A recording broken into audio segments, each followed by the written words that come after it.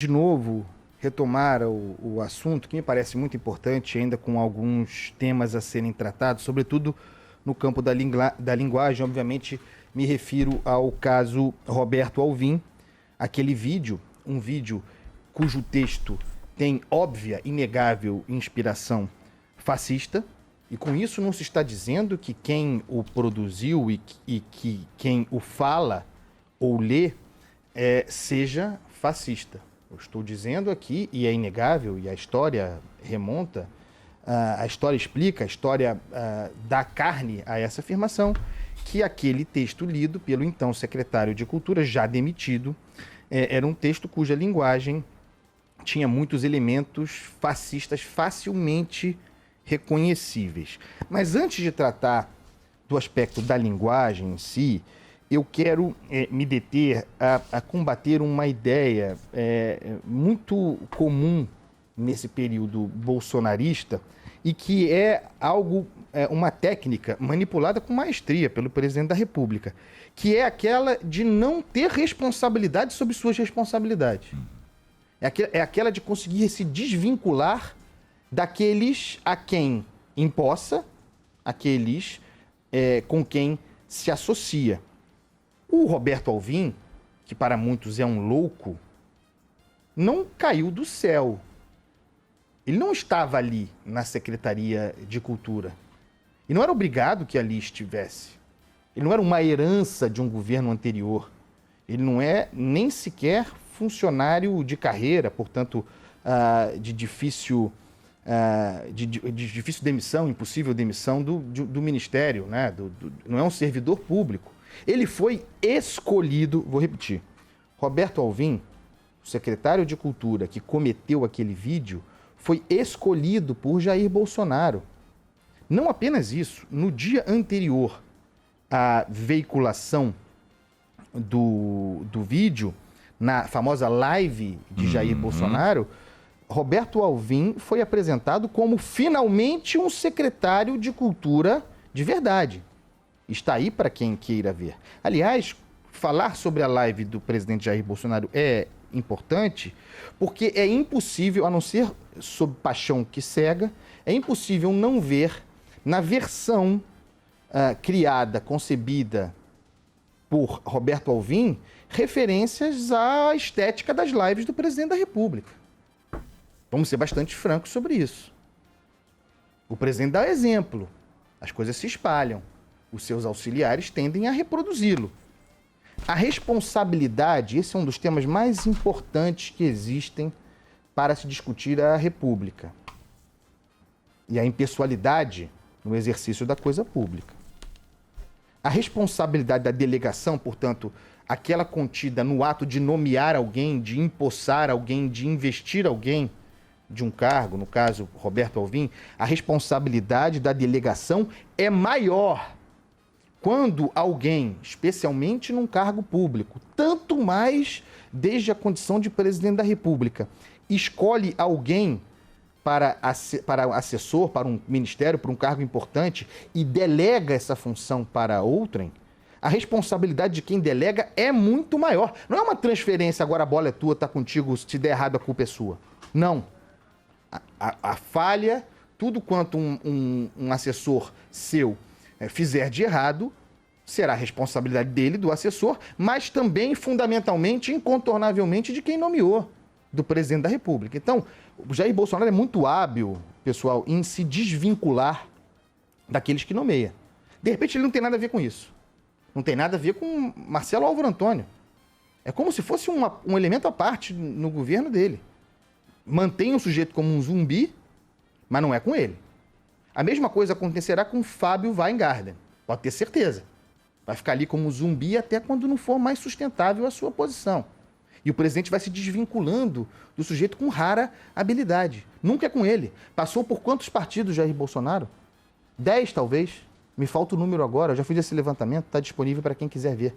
Passou por 10 partidos, usou as estruturas dos 10 partidos, nunca foi associado a esses partidos. Sempre conseguiu se desvincular. Quase como se não tocasse naquele mesmo chão e não usasse os mesmos fundos. Quando, obviamente, usava.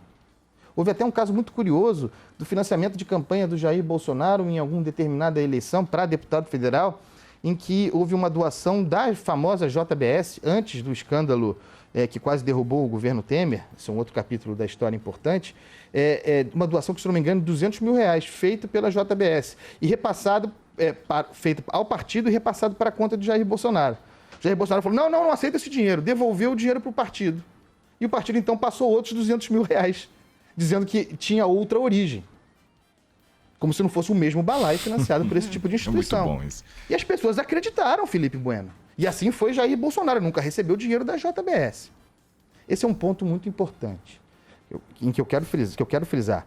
Abraham Weintraub é a escolha do Jair Bolsonaro. Para usar a palavra da moda, empoderado por Jair Bolsonaro. Roberto Alvim, cria de Jair Bolsonaro, foi buscado. Eu conheci o Roberto Alvim, pessoas falam que ele era um grande diretor teatral premiado. Eu me lembro dele como ator de porno chanchada, Roberto Alvim. Aliás, os filmes que o Roberto Alvim fazia, sob a Secretaria de Cultura do Roberto Alvim, não poderiam ser veiculados. Ele mudou, né? Ele mudou, teve uma visão. Teve uma visão. Mas procurem. Aliás, não procurem. Não, por favor. As pornos chanchadas do Roberto Alvim. Então, eu queria deixar isso bem claro. Roberto Alvim é Jair Bolsonaro. Roberto Alvim é Jair Bolsonaro. Entrou ali para morrer. Num cargo criado para a tal guerra cultural, para o conflito. Não para oferecer condições de desenvolvimento cultural. Muito pelo contrário. A cultura, e também serve para a educação, como elementos de conflito, para testar linguagens, para avaliar fidelidades, para testar linguagens extremistas, que estão contidas no bolsonarismo.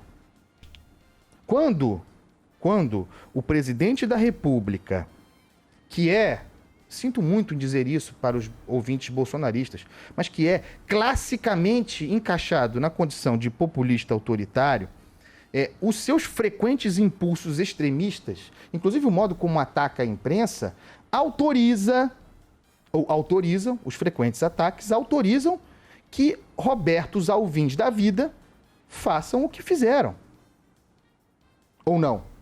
Ou o presidente da República não dá exemplo. Ou o presidente do Supremo Tribunal Federal, quando censurou a revista Cruzoé, não deixou à vontade o desembargador do Rio de Janeiro para censurar o especial de Natal do Porta dos Fundos. As coisas têm consequência. O que se fala lá em cima chega incontornavelmente ao guarda da esquina. A fala do Roberto Alvim chegará ao guarda da esquina. Vejam o modo como os pensadores influentes do bolsonarismo trataram da matéria para tentar relativizar o fato. Inclusive com teorias da conspiração, já se ouviu inclusive que o Roberto Alvim foi vítima de uma armação petista. Sendo que o próprio Roberto Alvim já disse que o texto é dele. Que ele criou o texto com seus assessores, que ele formulou aquilo ali, que ele encenou aquilo ali, porque vocês vejam, há uma encenação, há uma constituição de estética ali. O presidente, ele mesmo, Jair Bolsonaro, é alguém que fala deliberadamente para uma pequena porção da sociedade, mas que arma esse discurso, que é segmentado, que é dirigido, com pretensão totalizante, como se falasse para todos. Percebam isso. Isso é o exemplo que o Jair Bolsonaro dá no campo da linguagem, o que é uma das formas de exclusão que caracterizam os populistas autoritários. Para concluir, que me parece, a rigor, ser o mais importante no vídeo do Roberto Alvim, que foi menos tratado, porque todo mundo ficou muito preocupado com a referência ao conteúdo nazista, porque extraído quase que ipsis literis da fala do Goebbels, que é, no vídeo, a ideia do Estado como formulador, indutor de uma nova civilização brasileira.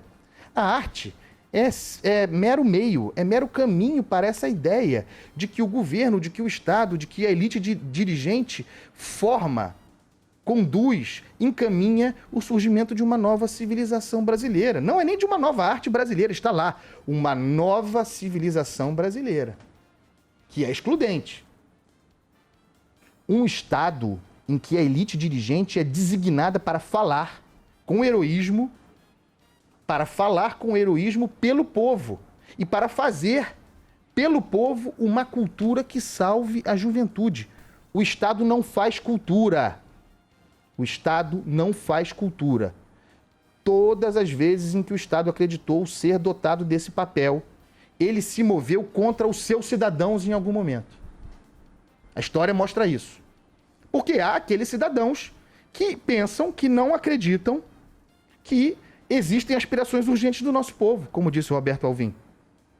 Há pessoas na sociedade brasileira que legitimamente não acreditam que pátria, Deus e família sejam os valores mais importantes.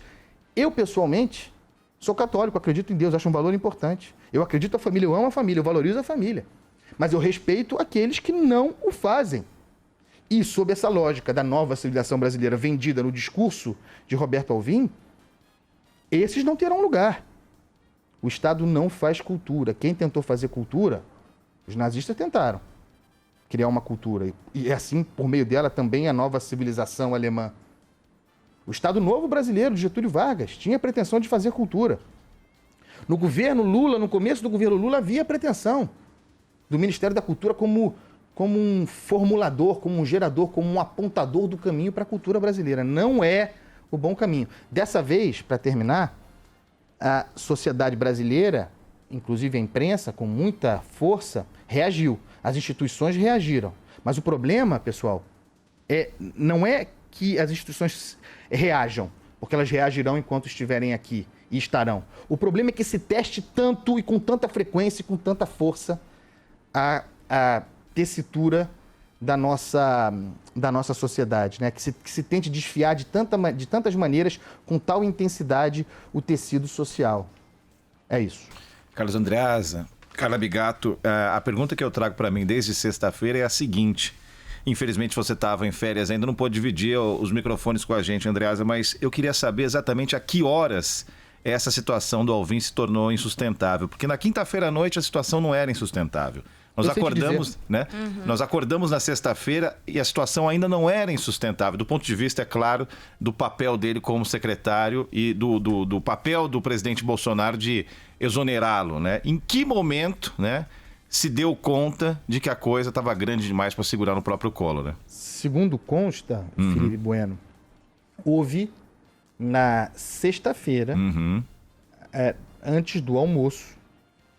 Aliás, o jornalismo cobriu muito isso bem, porque o Roberto Alvim começou a dar uma série de entrevistas em que ele estava empoderado pelo presidente da República. Seguro. O presidente da República... De manhã. Isso. O presidente da República teria dito para o Roberto Alvim, não retroceda diante daquele vídeo com uma citação a Goebbels, com aquele conteúdo do Estado criador de cultura. O presidente disse, não retroceda. O que aconteceu dali em diante é que... obviamente, com uma referência a Goebbels, mexe-se com a comunidade judaica, com toda razão, com a comunidade judaica no Brasil e no mundo. E a comunidade judaica, os setores da comunidade judaica, são pilares fundamentais da invenção da persona política atual do Jair Bolsonaro. Sobretudo em São Paulo. Foram decisivos, foram aqueles que levaram Jair Bolsonaro para o setor empresarial. Importantes lideranças judaicas com importantes empresas, legitimamente, cada um faz as suas escolhas, levaram Jair Bolsonaro a circular no meio empresarial de São Paulo.